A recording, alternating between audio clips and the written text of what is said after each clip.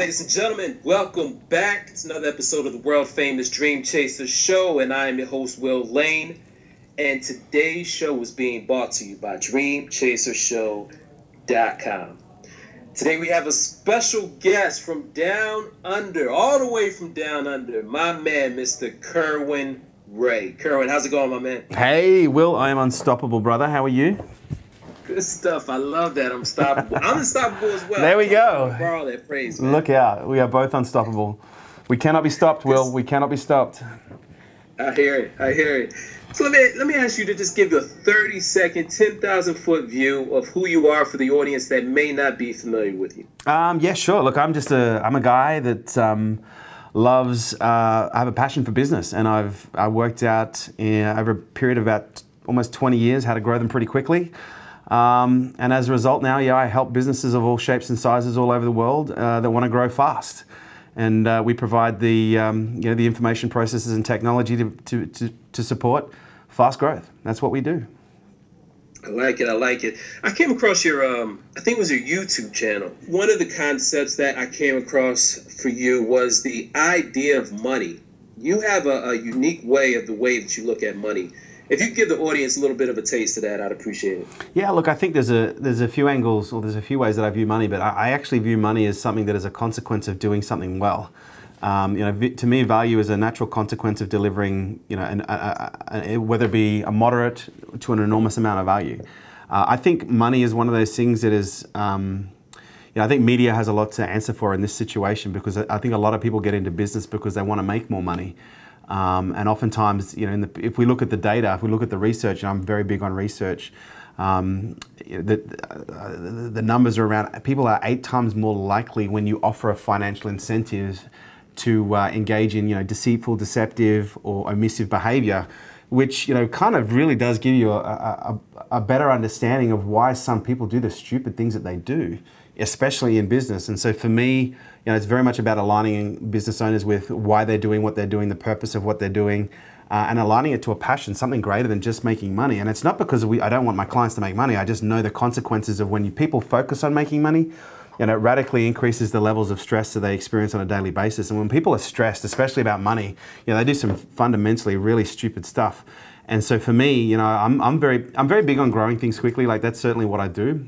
But what's got me to where I am is really trying to work out and decipher human behaviors and why people do certain things and why people do, why is it that some people can get a certain result and others can't? And I think emotional management plays a massive role when it comes to creating a successful business. And when you look at how money is used, as a mental object in business, it's no wonder, because it really does screw a lot of people up. So when you get to focus people on things that they're fundamentally passionate about, and within a good commercial model, because it's not just directing people to focus on what they love without having any commercial sense, that's when people can do some really incredible things.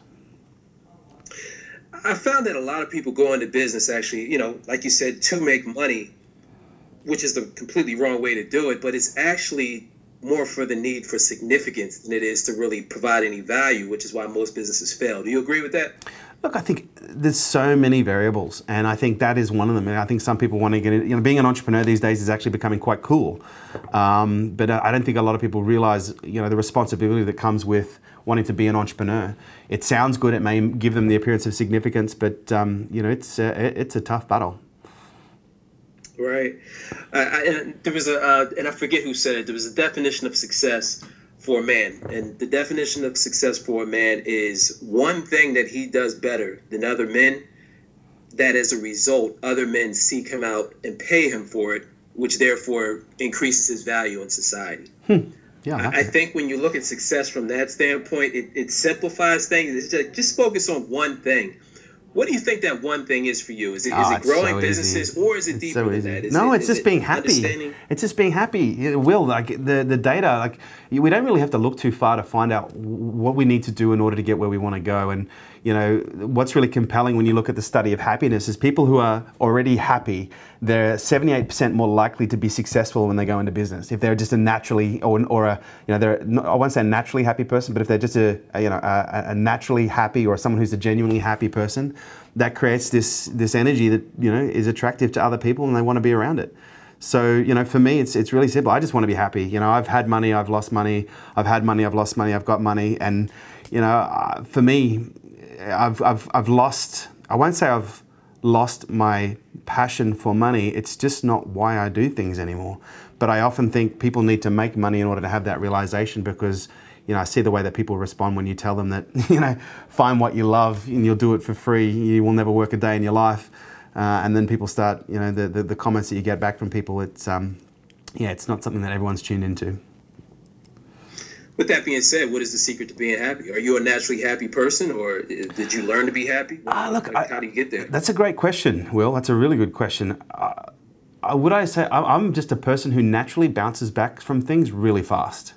And I think that served me really well, especially in business, because things in business happen all the time that aren't necessarily of a positive nature, especially in the first 5 years.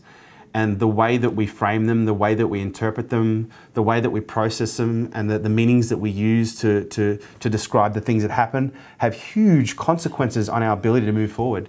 And I think for me, you know, I've just been naturally able to move forward, bounce back very quickly from things. I think fundamentally I'm very, you know, I'm a pretty easygoing guy, but I just, yeah, I don't know. I'm just able to look at things and I'm able to very quickly decipher the benefits of bad things. That's good stuff. You had one video I remember watching, actually recently, and doing a little bit of research for this talk, and dealing with discomfort. Oh, and it actually reminded me, my mom told me that as a kid, nice. I would cry a lot as a baby, and I would just be, you know, crying 2 o'clock in the morning, and my dad would pretty much be like, you know, leave him alone, and it would drive her crazy, you know, because as a mother, you want to nurture and, you know, fix the crying.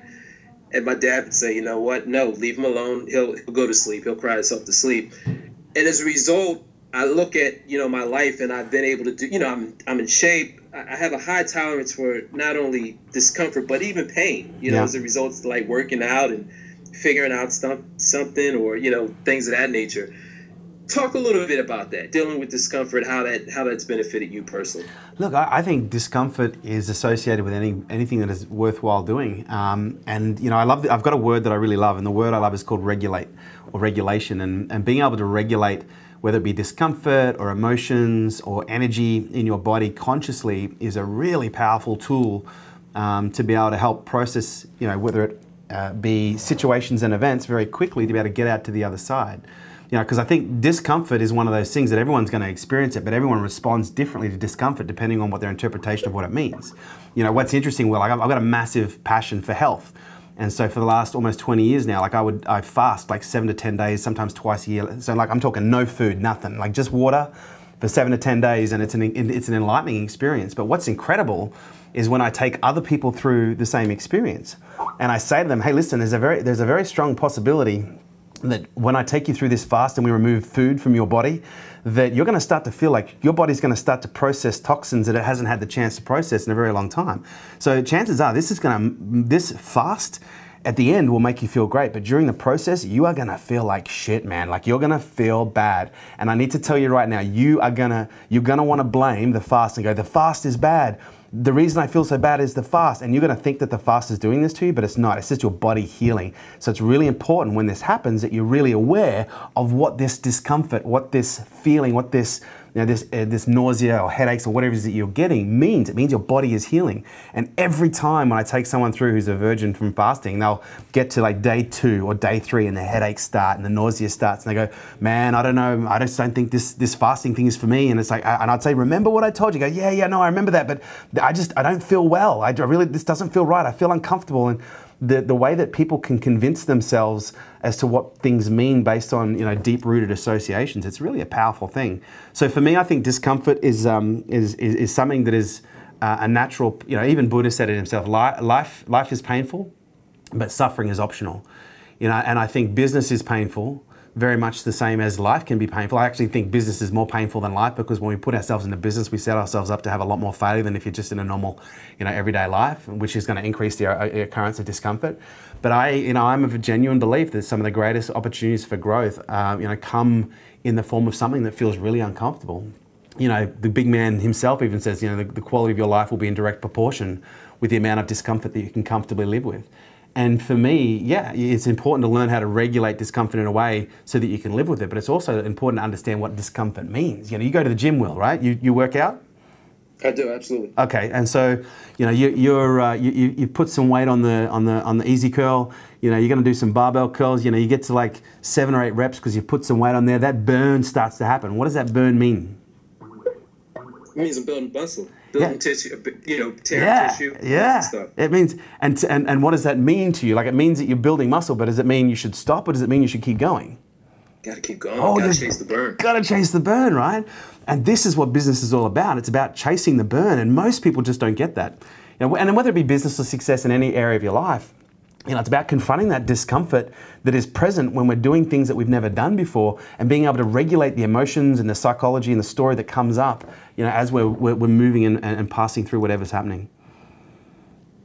What I found is that business constantly forces you to bump up against that feeling of not being good enough, right? The feeling of failure, because school teaches us unless you get an A on the test, you know, you're no good. And, you know, when you do have these failures, so like, for example, my thing is sales. I've always sold. But, you know, there's a point where you can fall into a slump. You know, you may be slow for a little bit, but it's like, do you allow that voice to say you're not good enough? You're not cut out for that? Or do you figure out, what am I doing right? What am I doing wrong? And what can I tweak here in order to move forward? Exactly. So I hear that in a lot of what you're saying. Yeah.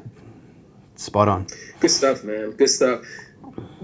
So with that being said, right, what do you think the number one trait in successful entrepreneurs is? Is it having that gene of being able to deal with discomfort, or is it something else? Oh, mate. I get asked a question similar. It's like, what's the number one thing I can do that will ensure my success? And it's like, okay, let me start. I've got a list of like 51 things here, and you know, it's a lot easier to answer this question than the one I just proposed, which is, you know, what's the one trait? There are so many traits that are required, but if there was one thing that would really help any individual, you know, or increase the probability that they'd get where they want to go, it would be persistence. It would be that the ability to project your will towards a project or towards an outcome, and yeah, just not be willing to quit until you get to where you need to go. I like it. I see that you're also familiar with Oren Klaff. Oh yeah, I know Oren very well. I'm a big fan of his book, Pitch Anything. Yeah, Oren's a great guy. Do you use a lot of that philosophy in your selling situations? You know, I'm so grateful that Oren put that book together, because he actually helped me articulate a process and a style of selling that I've been doing now for like 15 years, but I'd never really understood, you know, some of the context or some of the triggers that I was using. So yeah, I'm very familiar with Oren's work. I've been using it for long before I read the book. I'm just grateful that someone actually wrote the book to actually articulate like literally the most potent form of understanding the sales process at a chemical level. It's an incredible book, and I'm a big fan. It is. It's a total mind shift though for a lot of people. I know it was for Completely. me, because I mean, you go into these situations, and if you're attached, you go into a situation hat in hand, right? Yeah. Whereas Oren's process is completely different. You're the prize. You're the prize. Right? Want nothing. Focus on your strength and demonstrate your willingness to walk away at any opportunity. I like it. I like it. So with that being said, I know you're a genius when it comes to starting up businesses. What are the stages of building a startup in your opinion? Look, the stages of business, I've identified that there's 5 key stages of business as a whole. Like look, there's probably a few stages of startup, but I don't really dig into the stages of the startup. I really, you know, I work probably at a bit more of a macro level. So are you cool? Like, do you want to talk about the 5 stages of business, or do you want to explore these different stages of startup? Yeah, I said startup, but yeah, business is fine. Well, I think the first stage of business is startup. You know, that's where, you know, you're starting up, you've got either a new product or a new service, and you're trying to prove that this thing can work. And I think, you know, the most important skill that's required in any startup, in any business, especially in a startup business, is the ability to sell. And I think, you know, that's where most people fall down, is they have a startup, or they've got a product or a service and they can't sell it. They can't sell it, they can't make money. They can't make money, they can't run a business. And as a result, you know, perhaps what was a good product or a good service never actually sees the light of day because the person who had it couldn't actually sell it. So yeah, I think the stages of business is, your first stage you've got startup, the most important skill is sales. Second stage you've got is the growth phase. And in startup, it's all about sales. It's all about just getting money in the door and being able to get some cash in the bank and understanding what that cash is for. And this is where people make, probably some of the biggest fundamental mistakes that I see people make is in the early stages of business, especially in startup. Maybe they're good at sales. They start making sales, some money comes in the door. And what do you think they do with it, Will? Like, what do you think most people do when they first get into business and they start making money? What do you think they do with that money? Spend it. On what? It depends. Someone could spend on more stuff. You can put it into the business. Yeah. You can go out and buy a car, right? I think most people spend it on shit that they don't need to impress people they don't even know.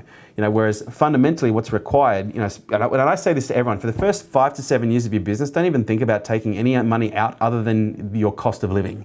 Because if you really want to be wealthy, then you need to be willing to reinvest everything for at least the first 5 years if you want to create any enterprise of any real value. And so, when you're in that startup phase and you start making sales, like you touched on it, you've got to put that money straight back in to the business. And that takes you into the growth phase. And growth phase is really about learning how to get access to more people. If the key skill that's required to succeed as a startup is sales, the key skill that's required to succeed in the growth phase is the ability to market.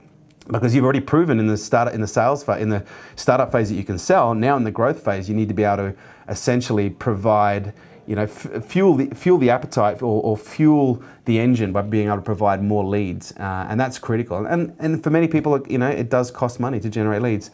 The third stage of business that we work with is the scale, and scale is really about learning how to recruit and learning the importance of talent. And again, we look at the fundamental mistakes that people make. One of the fundamental mistakes that people make is they take money out of the business to spend it on things that they don't need to impress people they don't know. The second fundamental mistake that people make is they don't hire people, they don't scale. And I think a lot of people do that because they have this belief that no one can do it better than what they can. And in the scale phase, it's really about learning how to, acquire the talent that can help you go above and beyond where you could go just by yourself. And the next stage is your culture phase, which is learning how to put that all together. And the last stage is what I call the creative phase, where you actually are in a point where you have the business is under management, it's working well necessarily for the most part without you, and you can just really get into that space where you're just focusing on creative concepts to grow the business and fix problems. I like it. And I hear a lot of, businesses is like a great analogy for life because it's constantly learning how to overcome different fears as you progress, throughout it. At this point, like you said, you've made money, you've lost money. What are you afraid of at this point? Oh, wow. This is an interesting question for me because I've done a lot of work on fear, and I don't want to misrepresent or create any unrealistic expectations. But I just need to position this really strongly. Like I've been a very afraid person for most of my life. To the point where I got to a very big part of my life where I just didn't want to be afraid anymore. I started skydiving as a therapy to overcome fear. I've kind of really done a lot of work on exploring what my relationship with fear is. And, I've kind of got to that point in my life. I've nearly died 7 times, so I've nearly lost my life, 7 times. I've faced mortality, on a number of occasions as a result of that. I've been involved in everything from shootings, stabbings, car accidents. It's, I've had a really interesting life. And so as a result now, I'm very, I don't want to say that I'm not afraid of anything, but I can't actually think of something that I'm afraid of. Like I'm sure if you threw me off a bridge, I'd probably, be afraid for the first 4 seconds until I got into free fall as long as I had something attached to my ankles. I actually can't think of anything that I'm afraid. I know that sounds weird, but it's really important to understand the context of my answer. This is someone that has been a very fearful person for a very long time and spent a good almost 2 decades of their life really trying to work out how not to be afraid. So it's a tough question to answer, mate.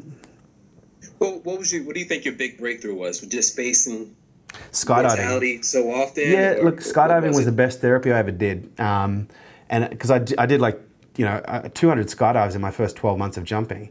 And every time I went up into the plane, and I was sometimes jumping 8 times a day, and sometimes when I'd go up into the plane, I'd oftentimes take up with me something that I was afraid of, and I'd be thinking about whatever that thing was that I was afraid of, as we traveled up to 14,000 feet, and then we'd get to height and the door would open, cold air would come rushing in, and I'd still keep this fear, this thing that I was afraid of front of mind, and then I'd jump out, and then I would, within seconds, I would immediately understand that the fear was completely irrelevant, because I was now traveling at about 260 kilometers an hour towards the ground, and if my chute didn't open, I was going to die.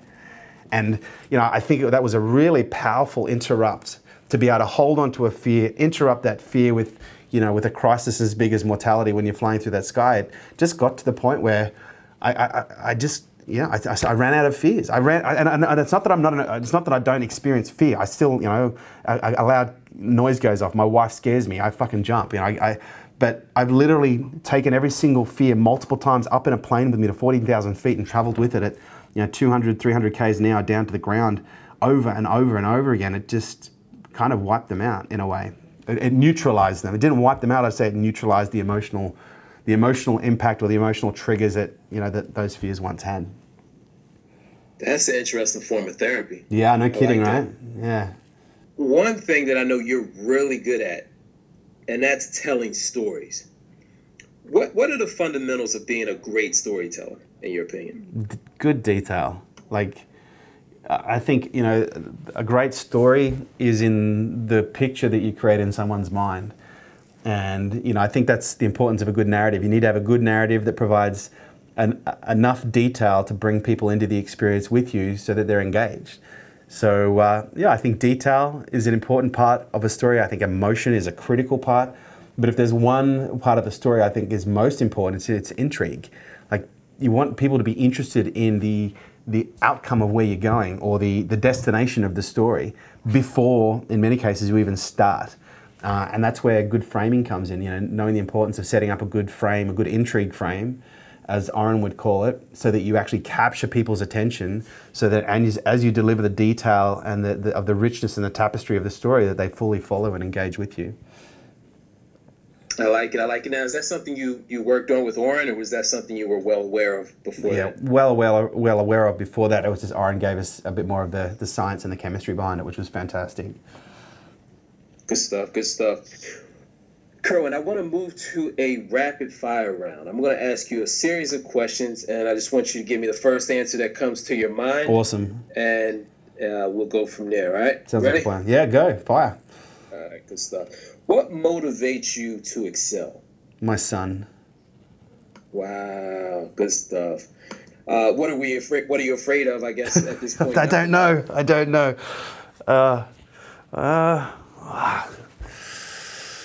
I'm afraid of losing my son. That's probably one fear I would say that's there. Yeah. If you lost everything today, all right, completely nothing, what's the first thing you would do to get back on top to where you are right now? I'd probably move to Byron Bay and start brewing kombucha and sell it commercially. They've already planned this. Like, if everything ever happened, we're going to move to Byron Bay, become hippies, and sell kombucha at the markets.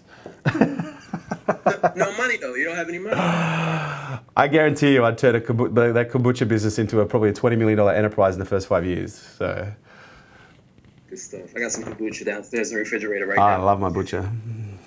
Look, if I had to start from scratch all over again, to give you a bit more of maybe a different answer, I'm very grateful that the type of business that I have is very much fundamentally underpinned by intellectual knowledge, intellectual property. So, I've lost everything a couple times, and I'm very grateful that when I lose everything, the only thing that can't be taken away from me is my knowledge and my experience, and so it's very easy for me to bounce back.